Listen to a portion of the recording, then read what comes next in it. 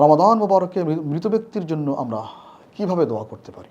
স্বপ্ন দোষ হলে কি রোজা ভেঙে যাবে? যে রোজা রেখে ভুল করে কিছু খেয়ে ফেললে রোজা ভাঙবে কিনা? চমৎকার প্রশ্ন। আলহামদুলিল্লাহি রাব্বিল আলামিন ওয়াসসালাতু ওয়াসসালামু আলা সাইয়্যিদিল আমবিয়া ওয়াল মুরসালিন ওয়া আলা আলিহি ওয়া আসহাবিহি আজমাইন, আম্মা বা'দ। সুপ্রিয় দর্শক শ্রোতা ভাই এবং বোনেরা, দেশ এবং প্রবাসের যারা যেখান থেকে দেখছেন, আপনাদের প্রত্যেককেই আন্তরিক শুভেচ্ছা, প্রীতি এবং মোবারকবাদ জানিয়ে শুরু করছি আজকে আমাদের জনপ্রিয় চ্যানেল বাংলা টেলিগ্রাফের পক্ষ থেকে সওয়াবের সফর এই পর্বের আপনাদের প্রত্যেককেই উষ্ণ অভিনন্দন জানাচ্ছি। মাহে মুবারক রমাদানের প্রথম দশক চলছে, আপনারা জানেন। রহমতের দশকের পক্ষ থেকে আপনাদের সবাইকে পর্যাপ্ত রহমতের জন্য আল্লাহ পাকের কাছে দোয়া কামনা করে আমরা শুরু করছি আজকের অনুষ্ঠান। তো বন্ধুগণ, আপনারা আশা করি সবাই ভালো আছেন এবং মঙ্গলমতো আছেন।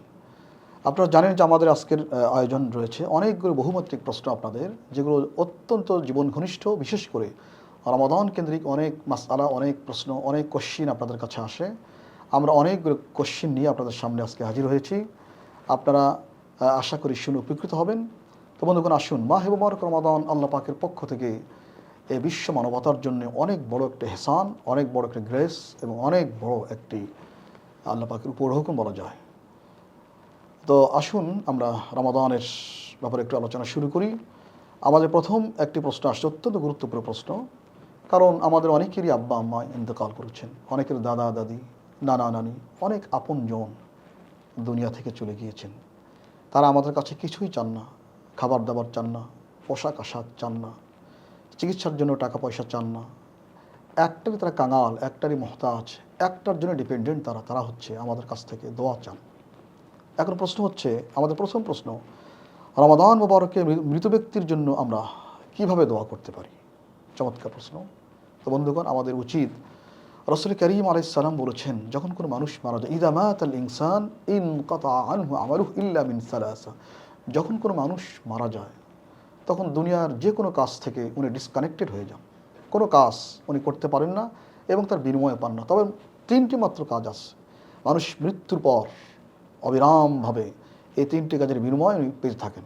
একটা হচ্ছে ইল্লা মিন সাদাকাতিন জারিয়া, সাদাকা জারিয়া, যেই দানটা প্রবাহিত থাকে, মানে দানটা দান করলে শেষ হয়ে যায় না। আপনি কাউকে খাওয়ালেন, খাওয়ার পরে শেষ হয়ে যায়, কিন্তু এমন একটা দান, এমন একটা সোর্সে দান করেছেন যেটা নিঃশেষ হচ্ছে না। যেমন আপনি ইতিমখানা করে দিচ্ছেন, যেখানে পানির কোনো ব্যবস্থা নেই, পানির ব্যবস্থা করে দিলেন। যেখানে চলার কোনো রাস্তা নেই, রাস্তার ব্যবস্থা করে দিলেন। মসজিদ নির্মাণ করে দিলেন। যে কোনো ভালো জায়গায় দিবেন। এটা হচ্ছে সাদাকা জারিয়া, চলমান দান। দুই নম্বর হচ্ছে আও ইলমিন ইউনতাফাউ বিহি, এমন ইলম আপনি রেখে গিয়েছেন যার দ্বারা জাতি উপকৃত হচ্ছে। যেমন আজকের এই যে আমাদের এখান থেকে যে আমরা দেখছেন, আপনারা এই চ্যানেল দেখছেন, এটি একটি বিজ্ঞানের অবদান। সুতরাং এইরকম ইলম যা মানুষের কল্যাণকামিতায় আসে, এটাও একটি সাদাকা জারিয়া। তিন নম্বর সবচেয়ে গুরুত্বপূর্ণ হচ্ছে আও ওয়ালাদিন সালিহিন ইয়াদউ লাহু, যদি নেককার দিনদার সন্তান থাকে এবং সেই সন্তান যদি আব্বা আমার জন্য দোয়া করেন। রাসূল করিম আলাইহিস সালাম বলেছেন সহিহ মুসলিমে, অবশ্যই আল্লাহ পাক সন্তানের দোয়া তার আব্বা আম্মার জন্য কবুল করে থাকেন। সুবহানাল্লাহ। তো কথা হচ্ছে, আমরা মৃত আমাদের আব্বা আম্মা দাদাদের জন্য কেমনে দোয়া করব? প্রথম দোয়া রাসূল বলেছেন, যদি কোনো সন্তান পিতামাতার মৃত্যুর পর প্রত্যেক 5 ওয়াক্ত নামাজ আদায় করে যদি হাতটা তুলে আবেগ দিয়ে বলে, প্রথম দোয়া রব্বির হামহুমা কামা রব্বায়ানি সগীরা। এটা আমরা সবাই জানি প্রায়, রব্বির হামহুমা কামা রব্বায়ানি সগীরা, অর্থাৎ হে আল্লাহ, তুমি আমার আব্বা আম্মাকে সেই রকম দয়া মায়া দিয়ে লালন করো কবরে, যেমন তার আমার শৈশবে আমাকে লালন করেছেন অত্যন্ত দয়া এবং মায়ার মধ্য দিয়ে। সুবহানাল্লাহ। নবীজি বলেছেন, যদি কোনো সন্তান প্রত্যেক নামাজের পরে তার পিতামাতার জন্য আবেগ দিয়ে এইরকম দোয়া করে, আল্লাহ পাক বলেন ওই সন্তান তার পিতামাতার হক আদায় করেছে বলে আমি আল্লাহ পাক ধরে নেব। সুবহানাল্লাহ। এটা একটা দোয়া করতে পারি আমরা প্রত্যেক নামাজের পরেই, যে কোনো সময় অহর্নিশ আমরা বলবো রব্বির হামহুমা কামা রব্বায়ানি সগীরা। এক। দুই নম্বর আরেকটি দোয়া আল্লাহ পাক আমাদের শিক্ষা দিয়েছেন, যেটি অত্যন্ত চমৎকার একটি দোয়া। আল্লাহ পাক বলেছেন যে আমরা বলবো রব্বানা গফির লানা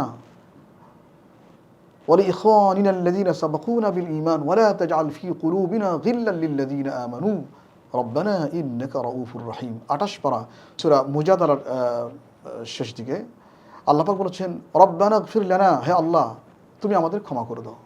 ওয়ালিইখওয়ানিনা আল্লাযীনা সাবাকুনা বিল ঈমান, এবং আমাদের সেই অগ্রজ যারা আমাদের বাপ দাদা আমাদের বড়জন যারা চলে গিয়েছেন সবাইকে ক্ষমা করে দাও। ওয়ালা তাজআল ফি কুলুবিনা গিল্লাল লিল্লাযিনা আমানু, আল্লাহ পৃথিবীর কোনো মুমিন ব্যক্তির ব্যাপারে আমার মনে যেন কোনো বাঁকা ধারণার সৃষ্টি না হয়। সুবহানাল্লাহ, এটি একটি দোয়া। আল্লাহ পাক আরেকটি দোয়া শিক্ষা দিয়েছেন, রব্বানা গফিরলি ওয়া লিওয়ালিদাইয়া ওয়া লিল মুমিনিনা ইয়াওমা ইয়াকুমুল হিসাব। চমৎকার দোয়া, রব্বানা গফিরলি ওয়া লিওয়ালিদাইয়া ওয়া লিল মুমিনিনা ইয়াওমা ইয়াকুমুল হিসাব। অর্থাৎ হে আল্লাহ, তুমি আমাকে ক্ষমা করে দাও এবং আমার আব্বা আম্মাকেও ক্ষমা করে দাও সেই দিন যেদিন হিসাব নিকাশ অনুষ্ঠিত হবে। সুতরাং বন্ধুগণ, আমরা প্রত্যেকটি মুহূর্তে, বিশেষ করে নামাজের পরে, আমাদের 5 ওয়াক্ত নামাজ, বর্তমানে তারাবিহ চলছে, তাহাজ্জুদের নামাজ চলছে, অনেক নফল আমাদের আউয়াবিন নামাজ আছে, ইশরাকের নামাজ আছে, এই সমস্ত নামাজের পরে তো বটেই, যে কোনো সময় যে কোনো দোয়াতে, যেন কোরআনে কারীম তেলাওয়াত করলাম, একটু দোয়া করব, তখনও যেন আমরা প্রত্যেকটি দোয়ার মধ্যেই আমাদের আব্বা আম্মা, আমাদের দাদা দাদি, নানা নানি সবাইকে শরীক করতে পারি, তাহলে ইনশাআল্লাহ রমাদান কারীমের দোয়া আল্লাহ পাক অবশ্যই কবুল করবেন ইনশাআল্লাহ। তো বন্ধুগণ, আমরা আরেকটি প্রশ্নে আসছি এখন, স্বপ্ন দোষ হলে কি রোজা ভেঙে যাবে? চমৎকার একটি প্রশ্ন। অনেক অনেক ভাইরাই বোনরাই মনে করেন যে স্বপ্নদোষ হয়ে গেলে মনে হয় রোজা ভেঙে যাবে। বন্ধুগণ দেখুন, যেই জিনিসের প্রতি বান্দার কোনো নিয়ন্ত্রণ নাই, সেই জিনিসের জন্য বান্দাকে অ্যাকিউজড করা হয় না, অভিযুক্ত করা হয় না। যেহেতু স্বপ্নদোষ এমন একটা বিষয় যাতে বান্দার কোনো হাত নেই, তার ইচ্ছা অনিচ্ছার কোনো এখানে বাড়াই নেই, কাজেই এটা হয়ে গেলে রোজার কোনো ক্ষতি হবে না, কারণ যেখানে হাত নেই আল্লাহ পাক সেটা হিসাব নেন না। আল্লাহ পাক অনেক জায়গায় বলেছেন, লা ইউকাল্লিফুল্লাহু নাফসান ইল্লা উসআহা। যেখানে বান্দার কোনো হাত নেই, বান্দার কোনো সামর্থ্য নেই, আল্লাহ পাক এমন বিধান বান্দাকে চাপাইয়া দেন না। যেহেতু একটা আমাদের ইন্টেনশনের বাইরে, আমাদের ইচ্ছের বাইরে, আমাদের সক্ষমতা, আমাদের ক্যাপাবিলিটির বাইরে স্বপ্নদোষ হয়ে যায়, কাজে এখানে হলে বান্দার কোনো সমস্যা নাই, তাকে অভিযুক্ত করা হবে না এবং তার রোজার কোনো সমস্যাও হবে না। রাসূল কারীম আলাইহিস সালাম বলেছেন 3টি বিষয়, সালাসাতুল লা ইফতারুন্না সাইম, 3টি বিষয়ে অবশ্যই রোজাদার রোজা রাখবে, রোজা ভঙ্গ করবে না। একটা হলো আল ইহতিলাম, মানে স্বপ্নদোষ। তো স্বপ্নদোষ হয়ে গেলে রোজার কোনো ক্ষতি হবে না, আমাদের এই চিন্তা রাখার কোনো প্রয়োজন নেই, কারণ এখানে বান্দার কোনো হাত নেই। কাজেই রোজার অবস্থায় যদি দিনের বেলায় কারো স্বপ্নদোষ হয়, তাহলে তার রোজার কোনোই ক্ষতি হবে না ইনশাআল্লাহ। আমরা আরেকটি প্রশ্ন আসতে পারি, সেটি হচ্ছে রোজা রেখে ভুল করে কিছু খেয়ে ফেললে রোজা ভাঙবে কি না? চমৎকার প্রশ্ন, মাশাআল্লাহ। বন্ধুগণ, আসলে মানুষ প্রত্যেকে ভুলের মধ্যে আছে। আমরা বিশেষ করে রমাদানের প্রথম কয়েকটি দিন আমাদের অনেক ভুল হয়ে থাকে, মনে করি রোজা আছে কিনা খেয়াল নাই, কিছু খেয়ে ফেললাম। এমনটা যদি হয় তাহলে কি হবে? রাসূল কারীম আলাইহিস সালাম বলেছেন, কুল্লু বানি আদম খাত্তা, প্রত্যেক মানুষই ভুল করে থাকে। আমরা সবাই ভুল, আমাদের নাম হচ্ছে ইনসান, আরবি শব্দ ইনসান। ইনসান মানে হচ্ছে ভুল করা, ভুলে যাওয়া। আমরা ভুল করব বলেই আল্লাহ পাক আমাদের নামই রাখছেন ইনসান। ইয়া আইয়ুহাল ইনসান মা গাররাকা বিরাব্বিকাল কারীম। আল্লাহ বলছে, হে ইনসান, কে তোমাকে মহান প্রভুর পথ থেকে কে বিচ্যুত করলো? সুতরাং আমাদের নাম হচ্ছে ইনসান, মানেই ভুল করব। তো আমাদের ভুল তো হতেই পারে। আপনি রোজা রাখছেন প্রথম 2-3 দিন তো প্রায়ই হয়ে থাকে, আমাদেরও হয়ে থাকে যে রোজা আছি, খেয়াল নাই, মনে নাই, কিছু খেয়ে ফেললাম, তাহলে রোজার কি হবে? রাসূল কারীম আলাইহিস সালাম বলেছেন, মান আকালা নাসিয়ান ওয়া হুয়া সাইম, যদি কোনো ব্যক্তি রোজা রেখেই ভুলে কিছু খেয়ে ফেলে, তাহলে সে যেন রোজা না ভাঙে, কারণ ফাইন্নাহু রিজকুন রাযাকাহুল্লাহ, এটা এমন একটা রিজিক, আল্লাহ পাক তাকে খাওয়াইছেন, আল্লাহ পাক তাকে পান করিয়েছেন।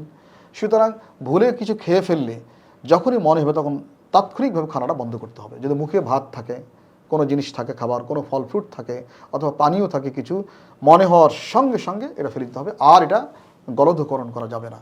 আপনি ফেলে দেবেন, ইনশাআল্লাহ আপনার রোজার কোনো ক্ষতি নাই। এরকম হয়েই থাকে। কাজেই আমরা যেন এটা নিয়ে মানসিকভাবে কোনো চিন্তায় না থাকি যে আমার রোজাটা কী হলো। না, আমার রোজা সঠিক আছে, অসুবিধা নাই। আল্লাহ পাক আমাদের সবাইকে কবুল করুন।